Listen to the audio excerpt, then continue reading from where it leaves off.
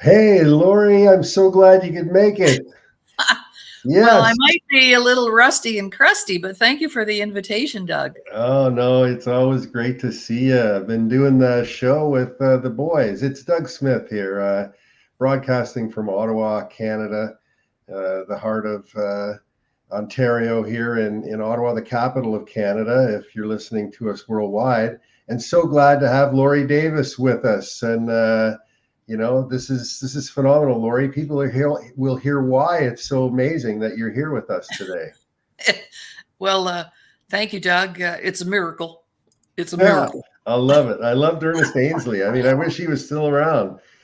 Yeah, yeah, no kidding. Hey. Yeah, so you're feeling well. You look fantastic. We're back in sync. Yes, You yes. know, we're back in sync, I'll, and I'll be back full tilt next Monday. I decided to take another week to recoup and recover. And some of our viewers may not know that I just recently had surgery, so we can get into that in a bit. But unexpected surgery, so there's a little lessons around that as well. mhm. And so, Doug, this was a wonderful way for me to sort of get my feet wet again. Yes, To I'm have you so have me happy. on the show as a guest, I love it. Yeah, and we're gonna get talk about a lot of really cool stuff. I'm back in the dressing room, not in the dressing room, but in the suite with the Ottawa Senators alumni. Oh, They won their first game of the season. Ottawa did against the oh, Panthers, which was last nice. year's Stanley Cup winner. And so everybody in Ottawa is all jazzed right now. So talking to guys like Slater Cuckoo and in the suite, just casually. And Hmm. you'd be surprised. I mean, the people that are listening to this show will be surprised this winter with the people we talk to because you never think that they're suffering from what they're suffering from. Mhm, mhm. And their money's not an issue in their life anymore with these young guys. But money doesn't make any difference. It's not making any difference at all in how they feel about themselves. No. And the positions they were put in during their career. And like all you got to do is look up Slater Cuckoo, and his last name is Koek. So Koek. You're going to have fun meeting Slater, Laurie.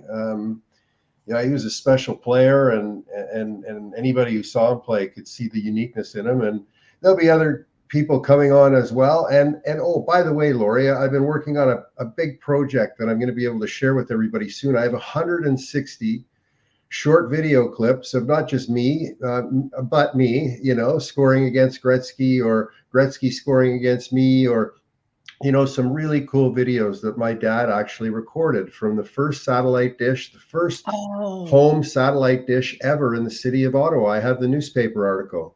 It was Oh. $12,500, and my dad recorded all the games on VHS. And then when my career was over, he boiled them down to my shifts, 7 hours of my shifts, Oh. with so many players that don't have any footage of when they played because the NHL was filing the VHS tapes into the garbage bins. Oh my god. They threw away more than they have. It was like, Serious. oh yeah, they didn't stop. Somebody didn't come in and go, wait a second, let's change the policy here. Oh my Until years and years of content were thrown in the garbage. oh my god. So my dad was recording stuff that it's like I would never have seen it again. And the interesting thing about this is, the Los Angeles Kings and the Buffalo Sabres and the teams I played with now are really interested in collaborating on something that, getting a positive message out, which is phenomenal. Hey, Yes. the world is changing. I love it. I mean, it's so Yeah. great that they're interested. And because Wow. my motivation is just to be able to have a grandson or a son or a daughter see their parent play in the National Hockey League. And I have some of that footage. Yes. My responsibility is to get it in their hands in any way that I can. So these 150 videos are going to have Phil Sykes and Pat Quinn and Scotty Bowman and Tori Robertson and the Quebec Nordique.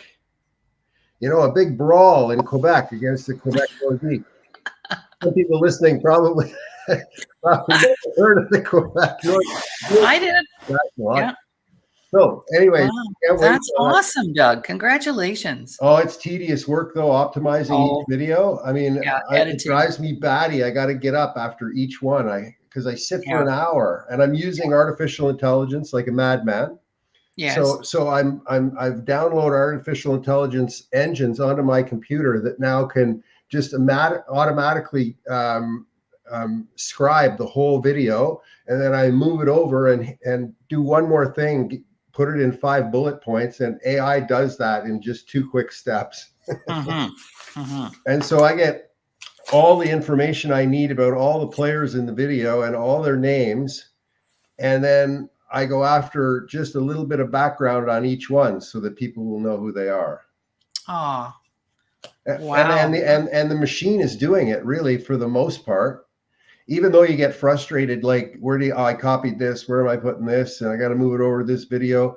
But shoot, if I can do it, anybody can do it. I get stressed with tedious stuff like that, but I'm getting her done. Good. That's invaluable, Doug. Invaluable. Yeah. So let's talk about your project. So you have an internal project going on right now. Yeah. And I don't mean to laugh. I don't mean to laugh. This is so unbelievable, Laurie, what you're about to share with people. And I don't want you to hold back, because it felt like what it felt like. Mm-hmm. And Laurie's just been through something life-threatening, on the edge of survival, clinging to life and to decision making about what the doctors were going to do next and the instructions that had to be given. Mm-hmm. And my wife and I experienced too, but not like this. So, like, Laurie, would you please share with everybody, where you've been for the last few weeks? Mm-hmm. Well, it all started with it was a Saturday, and I was cooking, and a couple times a year I have the neighbors in for a meal. I have 2 beautiful sets of neighbors to one side of me, and we all look out for each other. So I have them in for a meal. So that Saturday, I was cooking away, and about 4 o'clock in the afternoon, just when they were ready to arrive, they had actually arrived, and everything was ready. And I just got this pain in my stomach. Like, I'm telling you, I've never had a baby, but I don't think it would hurt any worse. It was 10 out of 10 pain threshold. I could hardly stand up. And I thought I was having a heart attack because it was in the front part of my body. So I said to my neighbors, you guys eat, everything's ready. Oh no. I said, yeah, eat, please. I'll go lay down and see if this thing will subside. Well, 10 minutes later, it was worse. So I came downstairs and I said to Ron, I have to go to emergency. So they stayed behind, cleaned up all that. I get to emergency. I can't even hardly breathe. I'm in such pain. And the doctor finally came. It was pretty quick, I have to say. And we did an x-ray and we did a urine test and we did blood work. And he said, well, it's either your gallbladder or you've got an ulcer. Like, there's something bad going on down there, abdominally. So he sent me home, and I took some painkillers, and I don't take any medication. So my body goes all crazy when I take drugs because I'm not used to it. So in the middle of the night, I got up and I started vomiting, and I vomited for 24 hours, probably on the hour. And it was just stuff out of my stomach. So Monday, went to my doctor. He said, you're going right back into emergency, like right now. Go back to emergency, because they didn't have the equipment to hook a person up to IV. Of course, they don't in the clinics. So I go back to emergency. They get me all hooked up. And one of my favorite doctors at emergency, he is a doctor at our clinic, my family clinic. He said, Laurie, I'm going to put you in for a CAT scan because there's something going on. We can't figure it out. So I go have a CAT scan on Tuesday morning. So I was there all night. They kept me all night. Sick. Put a tube down to flush everything out. That's the worst thing that can happen. What they do is they punch a hole in the back of your throat and put a tube down. That hurt like hell. And the next morning he said, we got the CAT scan back. You're going to put you in an ambulance and you're going to Red Deer, major surgery. Like, right now, that thing has to be operated on because it's hooked onto something. Your bowels shut down. You So can't, there's nothing everything was just backing up. in the stomach. Wow. Oh my God. Yeah, all those juices that you need in your intestines to digest food, that was all building up in the stomach. Oh my So they God. had to keep it flushed out. So anyway, I get in there, and very good unit that I was in. They were all about the tubes, tube feeding people who had cancer, tubes. That's their specialty area. The nurses were amazing. But 4 days later, I'm still laying there and I haven't had the surgery. They've done 2 what they call flushes. They want to do some experiment around that, see if that'll fix it. But by day 4, I was like dying on the vine, man. I hadn't eaten or had anything to drink now for almost a week. Holy I cow. couldn't take anything down. You can't drink while you're on those tubes. So ice chips. I lived on ice chips for a week. And finally, on Saturday morning, when the surgeon was making his rounds, I had overheard the nurses in the hall saying she needs to have her surgery, because I told them I need to have my operation, like today. And when he came in, he wanted to try one more flush. And I said, no. And this is why it's important we become our own advocates, or you have someone advocating for you, because they can, use your situation to try something new, try a new drug. And it's not intentionally to hurt us. It's to, progress. But I couldn't do it another day, lay there like that. So I just said, I need my surgery today, and I'm not doing any more experimental stuff. I just need to go and have this fixed. So that night I had my surgery. When I came to, it was a 2-hour procedure. When I came to, the surgeon said to me, if we had not operated, you'd have died in a couple of days, because your system would have started building up gangrene and you'd have been poisoned to death. Oh, That's how the God. body would handle that flush. So he said, but here's the interesting thing.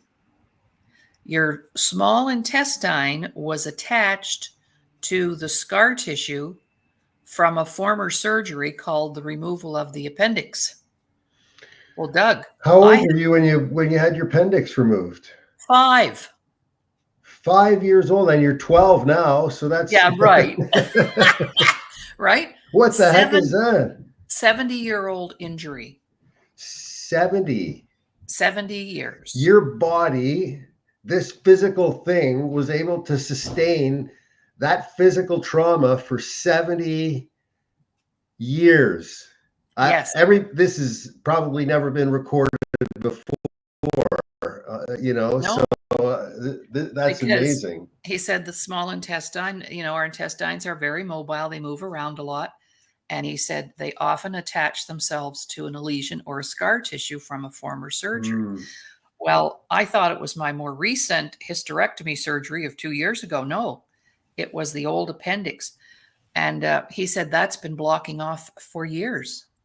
Wow. And, over the years, Doug, I've had digestive issues, not serious enough to go to the doctor and say, hey, but, little indigestion if I ate something too spicy, or I ate too much cheese, how we justify, and we can talk about that, how we justify things, Sure. justification. Yes. But I always had issues like that. Yes. And Okay. sometimes, my bowel movements weren't really healthy looking, and off and on. So that's been attaching like that. And then finally it's closed off. And so the body's able to be flushed out for a period of time so that they can do their experiments. But what you're saying is 4 days of experimentation is just fine for you. Absolutely. Maybe 2 would have been, but he would have been even better. It would have saved you 2 days of probably just That's agony. right. And so the surgeon was very good, and he explained it to me, and he said, we've actually never seen anything like it before. And Really? he said, attaching itself to a 70-year-old scar tissue, like, really, this is unusual. So if to our viewers, if you've had surgery of any kind, this can happen to anybody who's had surgery in the abdomen area. So It's very because it common. bleeds. Yes, because it bleeds, and that tissue searches for something else to attach to. That's right. So they opened it up. I don't think they removed any of it. They just opened it up and healed, whatever they did. and I was able to have it laparoscopically. So I have 3 little incisions on my tummy. I didn't have to get cut open. He did say, he did say, if I can't do it laparoscopically, I'm going to have to cut you open and get my hands in there. And I said, I don't care what you do, just fix it. And this is 2024. And if it's a little snip, snip here and there, and to open that up and get me working again, to me, that's very simplistic. So let's get her done. Yeah. And then I started to recover like immediately. My body started, moving, and, I'm still on a bit of a softer diet, but just till it gets back to being able to function fully.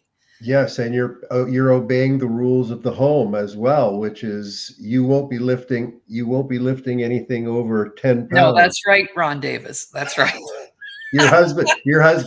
Tell the viewers the story about the terms you got. Well, he said, I don't want to catch you lifting any garbage cans or laundry hampers or anything like that. That's what I'm here to do. And he goes like this. His girls know, they call it the Davis look. And I mean business. So, yeah. So just resting, getting a lot of rest. I slept in this morning and taking care of myself. But they also told me that someone my age that would have that happen to them, because I'm 75, wouldn't even have survived as long as I did. But I was in such terrific health, and my good health pulled me through again. And we don't talk enough about what you put in your body, Laurie, like on a regular basis. I mean, you're not. I mean, you're not a saint. I know that none of us are, right? But you eat well. You make sure that you put fresh stuff and water products in your body, right? Of course. But you know what I came to respect, Doug, was I didn't realize how hard the body has to work to process what we put in our body. I think I came to a realization about that. And even now, like, I don't even want alcohol in there. I don't want sugar in there. It's like it turns me off. And I love a glass of wine, and I love a little dessert now and again. But I didn't realize how much the body has to work to digest and process our food. So when you think about a Ritz cracker and all the chemicals it has in it, the body has to digest that, and it's not able to. So that's why it tastes good here, but once it gets past here, yeah. And that's why there's so many people out there with unhealthy livers and fatty livers. And, I started doing some research, around if you've had bowel surgery, and mine was intestinal, what to eat, when to eat it, what not to eat. And I went in and did some research around that. And then I thought, wow, I have really abused myself in so many ways. And I'm a person that's careful. So, wow. What about people who have, fast food every day? I have fast food maybe 3 times a year for a treat. I went the other way. I was thinking of the people who have Crohn's. Oh, yeah. Yeah. Right. I mean, they realize it and they try to explain it to people, because I have a couple of people who do. They try to explain it, but most people, 99.9%, just sort of walk on by if their bowel's working okay. Yeah, that's right. Even though they could make it easy on themselves by just shifting a little bit. Right. Yeah. They don't. It's unbelievable. So if you're listening to this, boy, you getting it from stem to stern here, right? Yeah, no kidding. Literally. But I'm happy to say I'm back into the flow and the movement. So, Oh, good. Well, self-worth had that had, so the pinnacle of your story that you just told was about self-worth, was about saying, yes. Oh, okay, this head's done, this body needs service. Yeah, well, it's about boundaries, having boundaries. Of course. And a lot of people, I think about, okay, I'm pretty confident and I have a voice and I'll speak up for myself. And I was challenged by the way that was treated. So what if you're a person in the hospital and you have no family to advocate for you and you don't have a voice? There's so many people there right now, and there's even Oh, family members that are one removed or separated from a situation that the patient is being taken, and I've seen this, the patient is being taken down a road that's, to me, in my assessment, is a very risky, unhealthy road, and the family members are the ones protecting the process. I know. And so it's just about education. Somebody asked me on a show, I was teaching a class, they said, how do you get purpose? And I said, you can't have purpose until you have awareness. So the first step is awareness. Yeah, everybody goes, you need purpose, purpose, purpose, purpose. No, no, no. No, if you don't have any awareness, your purpose will be so off the mark, right? So Mhm. step back a second and become more aware. And there seems to be a growing resistance to that as of late. I think might be the Right. US election. Yeah, probably. But you see, the other thing is if you don't have a voice or you don't have that confidence to act as your own advocate in any situation that you find yourself in, Of course. you're doomed. You're doomed. It's almost like we should invent some type of buddy system where, you always have somebody that would commit to advocating for you in a terrible Yes. situation. Let's say you didn't have a spouse close by, you're living alone. All you need to do is team up with somebody who had the same feelings, right? Yeah. What a concept Well, that would be. Well, somebody will probably invent it for me. It's such a simple concept, right? yeah, and we've already done that. One of our colleagues, Jill Younghusband, she offered this to me before this ever even happened. I Really? was telling her that, I'm Ron's primary caregiver and I'm his advocate and anything that, goes on for him. And she said, "Well, what about you? Who do you have?" And I said, "Well, I don't really have anyone." And she said, "I will be your advocate, Jill Younghusband." So thank you, Jill. And kudos to you because she said, "You know what? You Wow. need somebody too." And she stepped up and said, "Would you please consider that and allow me to be your advocate?" And this was before any of this happened. Wow. How cool Wow. is that, Doug?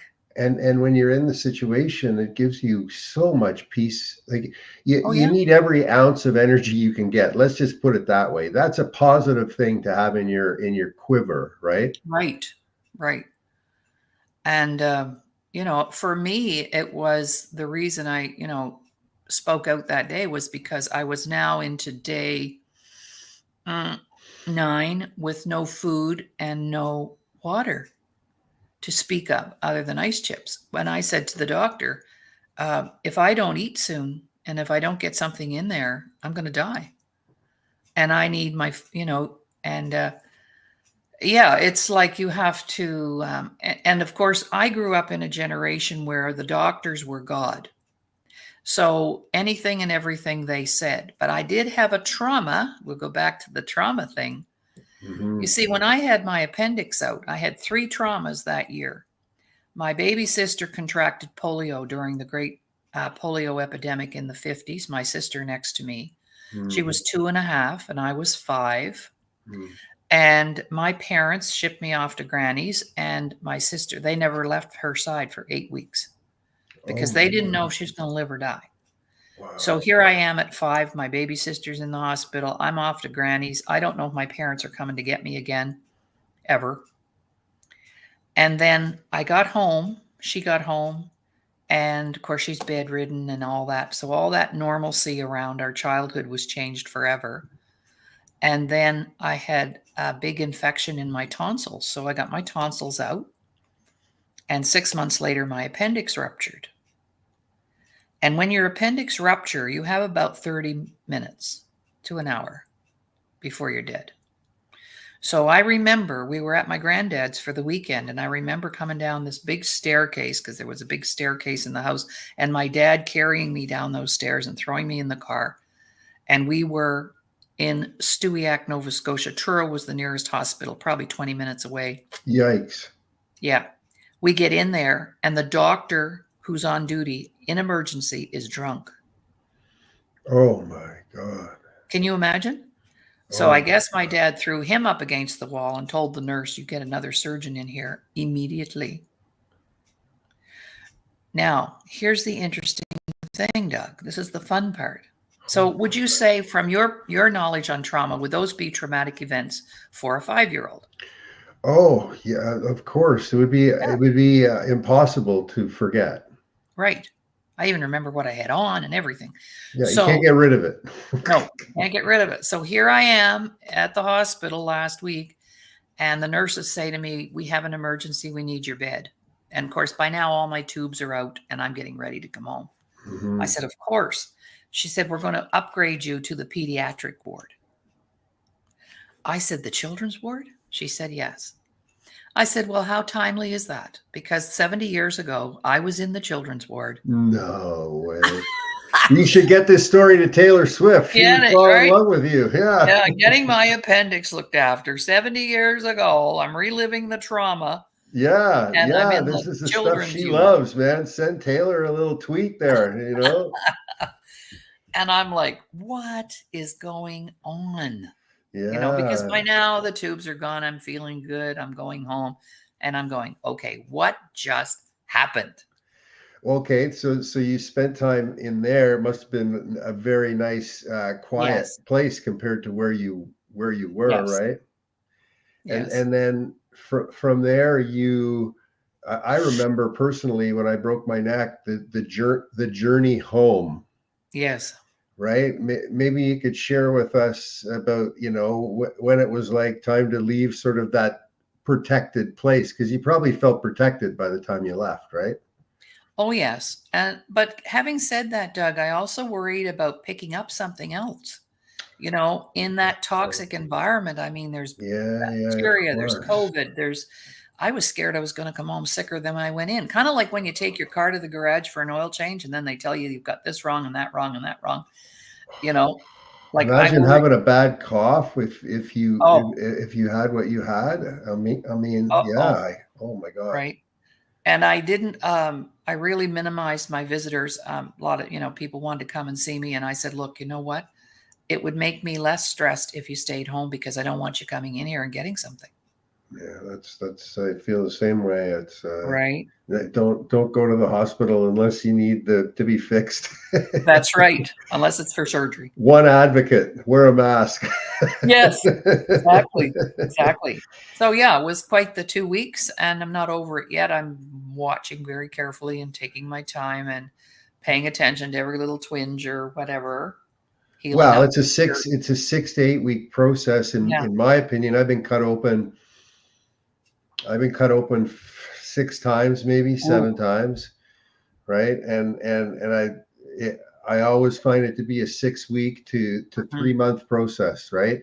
And mhm, if you give it 6 weeks to 3 month, and I'm proof of that because of all the recoveries. If you give it that amount of time, mhm. then you don't set yourself back again, right? Right. Because getting recovering from having a setback from something like this is way harder than just hanging out for maybe a week or two more. That's right. That's right. So then there's the physical aspect, but then also there's the emotional aspect. Of course, yes. Like I feel like I've been completely purged really of a lot of stuff, but Okay. it was a heck of a way to get it done, but it's done.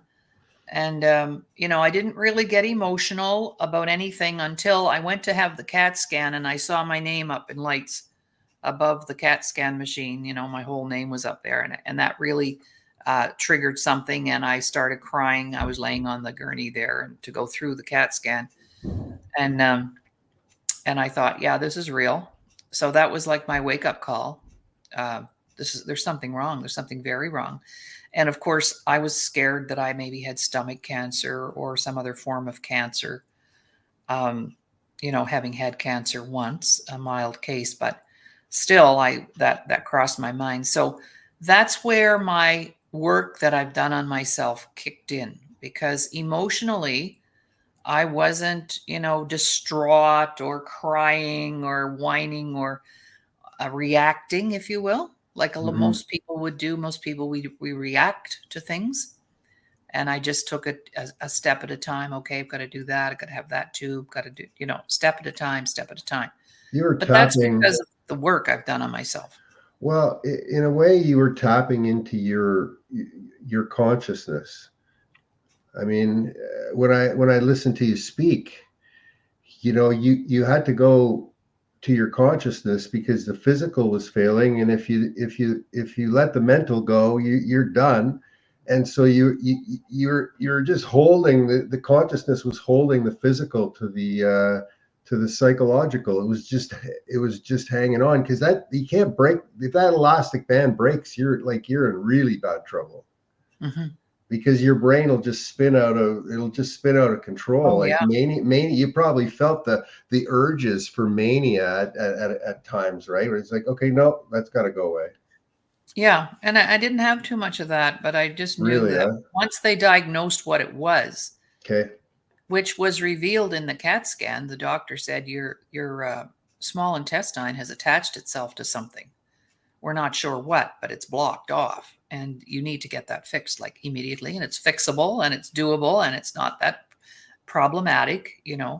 But then I got in there and I laid in the bed for 4 days. That's what was problematic. Mm-hmm. It's funny you talk about the writing. You saw writing. So the writing I saw on the wall that made me do exactly what you did, cry, and go, oh my God, something bad's happened to me, because I didn't realize it before. But when I was being transferred in the rehab center, they were moving me into the rehab center from the hospital after a month in the hospital, and they were transferring me over to the bed, and they left my file on the bed, and on the file it said Doug Smith, quadriparesis. I'll never forget. Like Oh it my was God. it was and I looked over, right, and it was the first time anybody had put a label Right. of that on me, that I was paralyzed. I just had recovery in my mind, and somebody put it in writing that I was paralyzed. It's like it Wow. was, and so I went into a hole for literally like 2 weeks. I went. It was a dive bomb, right? Oh, I just definitely. I couldn't see anybody, and then I emerged from that. But I tried to learn from it. I mean, you learn what you can, right? Hmm. Then what did you learn, Laurie? So you would be asking, if I was the guest in your situation, you'd be saying, so what did you learn? I learned that I'm not invincible, because sometimes, when you, especially in my world and in the work that I do, I've done so much work on myself, and I've invested a lot of money in myself to get, emotionally, physically, spiritually, and mentally well. Because first of all, I know I'm worth the investment. And I learned that that paid off. Mm, And never be afraid to do that, because there will be situations come up in life where you're going to need that strength. You're going to need that pull to get you through things, because no one escapes. I mean, there's what, 8.5, 9 billion people on the planet, and not one person is going to get out of here without some kind of setback, tragedy, trauma. It's part of who we are. It's part of our journey. mhm. So I learned that it's important to take the time to take care of oneself. And I see so many people, Doug, and you do too. They're Decision just, making, yes, yeah, they're yes. just busy, busy, busy, busy, busy doing what? Hmm. I actually, the other day when Ron went shopping with me, I bought myself a coloring book because I love to color, and I bought myself a new box of crayons because Wonderful. I like the pointy edges. And I don't like those adult coloring books, they're way too stressful. Um, and I pulled out my knitting bin. I had not had my knitting needles out in probably about 8 years. And I can watch a movie and knit like crazy. So I pulled out my knitting bin. I got Ron to dig that out of the closet. And I'm busy knitting now, because when I was in the children's ward, the head nurse was on duty, and she took me on a tour. And they had a room there where they had it full of quilts and blankets. And every child that goes in there gets to take one home. And she said, this is not nearly what we need or want, because since COVID, fabric is expensive. Some of Mm. our volunteers have retired, died off. And I said, well, she said, so, we're looking for people to help us fill up our blanket depot. So I came home and I went, I could be helping them fill their blanket depot. I know how to knit a baby Afghan, and I can do that. Mm. So it rejuvenated some of the things that I know how to do that I've done in the past that I've given up in lieu of business, um, Hmm. not having the time, all. And we mentioned earlier about justification. I'd love for us to talk about that Hmm. because justification is how we, are you ready for this? Yes, I am. Justification is how we operate through the veils of trauma.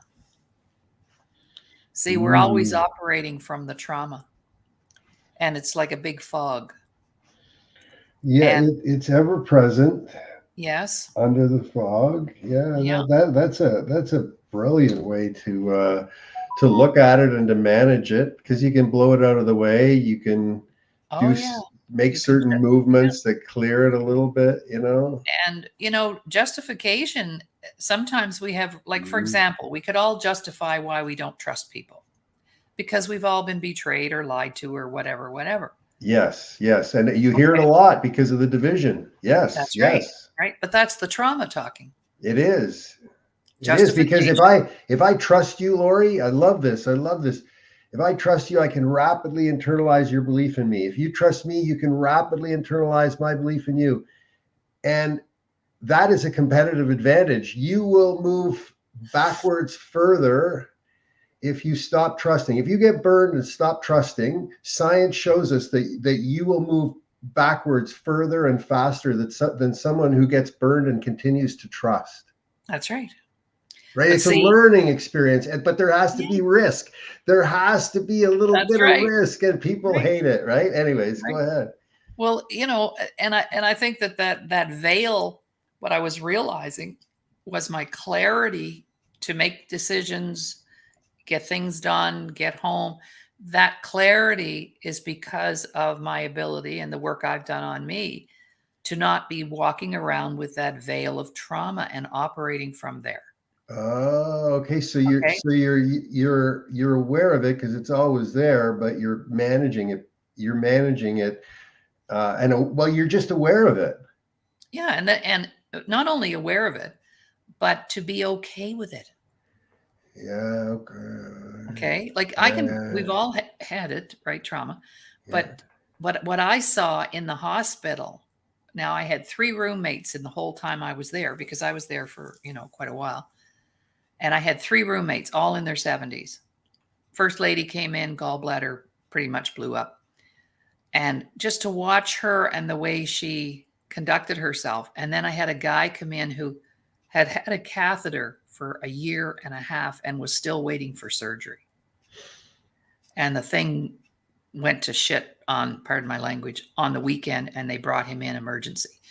Then the third lady had cancer, had half her face cut off, tumors on the side of her mouth. She was a heavy Mm, smoker and all that. mm. Three different people, all traumatized in their lifetime, for sure, and all living out those traumas in a very different way than I was living out mine. So they were expressing themselves in a different way. Well, sure, things like, I don't know how this could happen to me. I'll give you some examples of how we Oh, operate through the filter of the traumas. I yes. don't know how this could happen to me. I was just, visiting with my family and I'm a good person and I didn't do anything wrong. It was almost like they were looking at it as a punishment, Oh, so that, yeah, you can guess where that comes from. right? Right? I'm not going to So, mention, but the no, but viewers it's can true, guess. Yeah. Hmm. right? And then, therefore, with that veil of trauma not clear, that's how we become those experimental victims, Yes, you fall into that bin. Yes, right? it is, and it is two different bins when you think about it. You can walk the line in between them if you're an artist, and if you're really good, but usually it's one or the other, right? Yeah. And I know between you and I, this is sort of a little private joke, but you know how we've had discussions about self promotion. So I'm Yes. going to confess to you that I did have my business cards on my nightstand while I was in the hospital, Oh, there you go. There you go. right? I have them wherever I go for sure. Yeah. It's got to be And able to say to and somebody, here, just go here and do this. I don't yeah. have time. And they knew they were dealing with somebody different, just the way I was treated by the nurses. Like, because of my attitude, I'm here. This has happened. I need it repaired. I love you girls. You're so efficient and great at You what you want to do. work with them. Yes, Yes. yes, yes. It's Yes. teamwork. You change belief in self, what you had, into belief in others, Yes.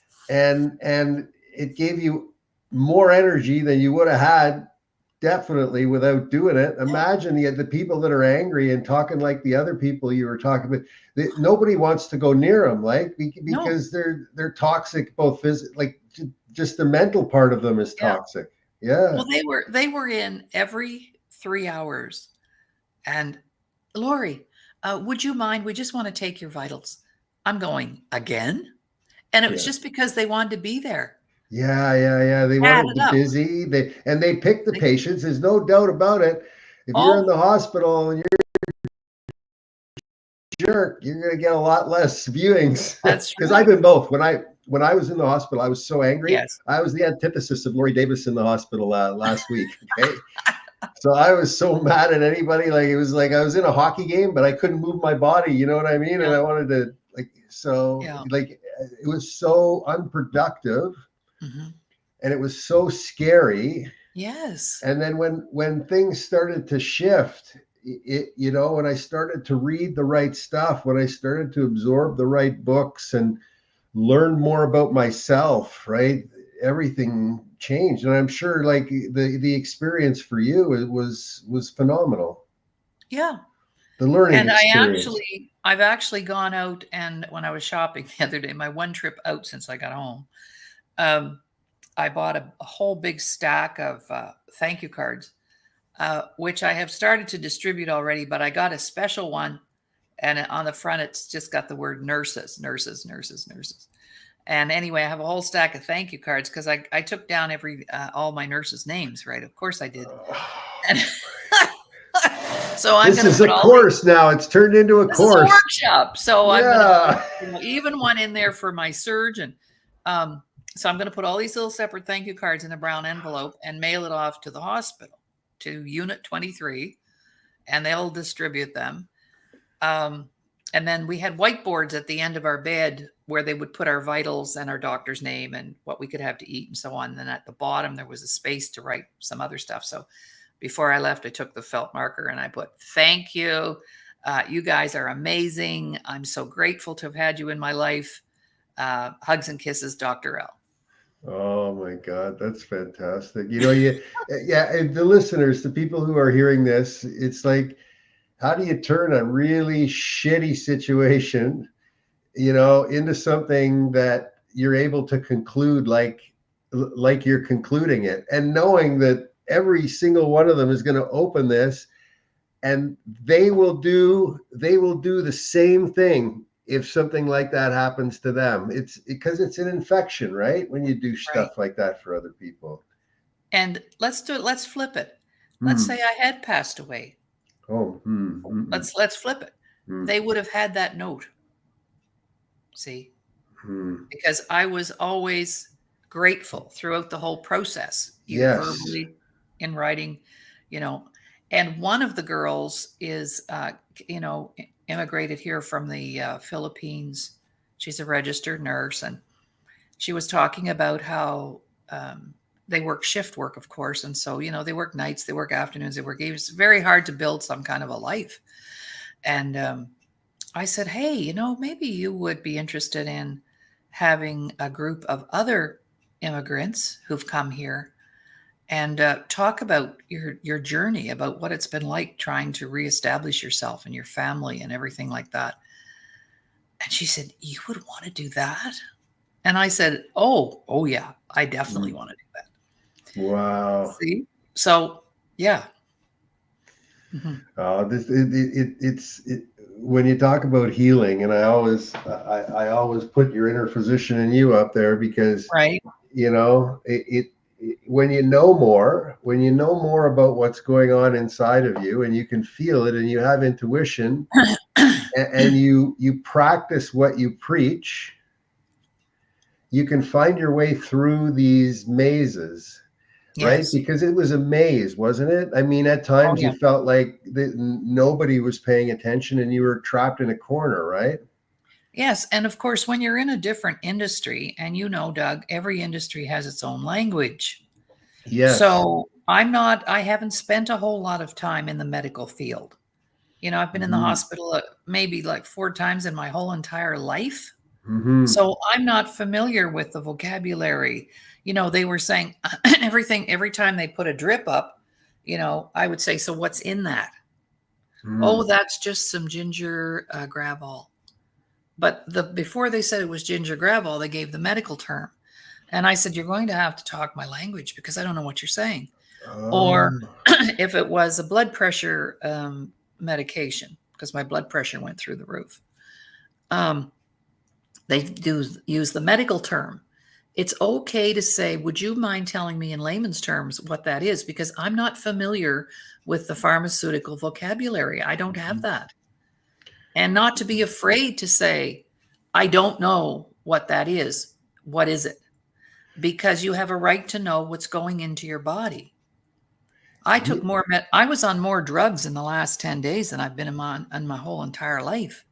I If was on blood thinner needles in my tummy. if you I was on, weren't relaxed, your heart would have like your heart wouldn't well, have been able to do it, right? So it was the no, calmness and your mental stability and your belief in self that was able to, like, because if that went out of whack, you yeah, wouldn't have had any platform at all. no, I could have had a stroke. Yeah, Anything. because your blood pressure isn't going to stop because you wish it would. No. And so before though, you see, that's what I mean by having a voice. You have a right to know what they're doing. But because you're not familiar with the industry or the environment, we don't have the vocabulary. So when you're in a strange environment and you don't have the vocabulary, it's okay to ask the questions. Hmm. And a lot Mm-hmm. of people don't have that kind of confidence either. They just think everybody knows what they're doing. They assume that. Mm-hmm. And then, and I'm glad they knew what they were doing, absolutely for sure. But they learned very quickly that they're not going to put anything up there on that stand without telling me what it is first. And that only took a couple of rounds, right? Good job. Good Right? job. It's hard Yeah, to get people to do that. Like I and know. we were talking about trust, and some people might be thinking, well, they were talking about trust earlier. Well, we're not talking about flagrant trust, you know. No, no. Like, and I caution you, if somebody shows you who they are, believe them Yes, exactly. Exactly. and don't go around them. But you know what Oh, I mean? So yeah. we're And talking I about the did, people you associate with that you have yeah. to associate with too. And I did report one of the nurses. Oh, okay. It Okay. was That how did that go? 99% positive. But this one nurse came in early in the morning to check on me and the other person, and she had a cookie and she was eating a cookie. Now that might not seem like a bad thing, but Yes, it you're on does. duty, you're on deck, you're on duty, and you're in a room where people cannot eat. Yeah, yeah. It's And you're almost like and I said, excuse me. And this was like 5 o'clock in the morning. She had just come on the shift. I said, excuse me, um, why are you eating that cookie? She said, because I'm hungry. And I said, well, I'll tell you what I know. That's extremely unprofessional. You're in a room with two ladies who haven't had anything to eat in days, and you walk in here eating a cookie. Now, I don't think that's very professional. So you can get out right now with your cookie.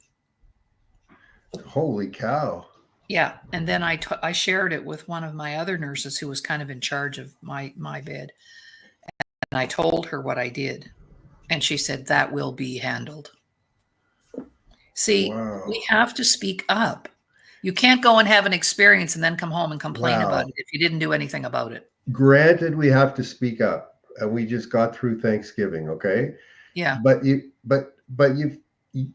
got to put yourself, if you want to be professional and get your point across, you got to be able to communicate. So, you know, for the people who are listening, if you want to know how to communicate like Laurie's been communicating inside of an institution she knew nothing about, and she had to figure out how to make her way around, then give Dr. Laurie a call. Give her a couple of weeks to get back to you, will you? But but give her a call and just talk about this component, because we're all going through bad stuff, and some of it's totally like unnecessary.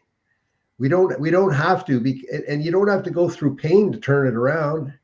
It's just a matter of realization, becoming more aware, and then the purpose will start to come together, and then you'll start to get motivated, and it's like a chain reaction, right, Laurie? Tell them a little bit about self-worth. Well, the thing is, you see, the trauma, that's what kept coming up for me, Doug. And I am starting to see how people are living through the veil of that trauma and using it to make their decisions, whether it's financially, their relationship, who they're in a relationship with. We're living from those places of trauma, even though maybe we think we've healed or we've fixed it. Excuse me. Bless you. But in fact, excuse me again. Bless In you. fact, when you live through that veil, like a fog of trauma, Yes. one bad situation leads to another. And the trauma gets more intense as we go. One bad thing. And it's a matter of death. I mean, it kills people. So if you reverse it and get that veil cleared and you're okay with everything that's ever happened to you, you're good, you're okay with it, it doesn't bring you any pain, because trauma is really about pain, intense pain, then you will make different decisions. You're not making them based on the past or what happened last week or, uh, whatever took place. And we It's an all know, electric, it's an electric blower, right? okay, like that blows the wind, and you got this fog of trauma. So equip yourself with a blower. The fog's never going to go completely away, but it'll seep back in if you're not if you're not sort of just keeping it away so that you can see outside of your own like skin. I mean, and that's what we Exactly. struggle with, right? It's seeing outside of our own skin, and it's caring about other people and not moving backwards by turning the lens on ourselves. That's right. Figure out what you can do for other people. That's amazing. Yeah, Mhm. that's amazing. Everybody needs that, Laurie. Yeah. Well, here we are. Doug Yeah. and Laurie can help you with that. We both can Well, help you with that. well, this has been a phenomenal first get together between us. Like, we've worked together, for almost a year now, and all of a sudden, like, you know, Laurie's gone, and everybody's been worried, and I've tried to stay away because I know the hospital system, and I knew you'd reach out if you need anything. But I'm encouraging listeners of this and people who see this to reach out when they're struggling, because, like you said, we all suffer from it. That's right. Well, Doug, thank you for the great idea to do a show today and have me as your guest. I really appreciate the opportunity. And it helped me to sort of get my feet wet again, get me back on track for next week when we're full tilt with the Today Show again, and the Press Box and our VIP show on Thursdays. So Mhm. thanks so very much, Doug. Well, remember, everybody, that recovery and performance is on the same spectrum.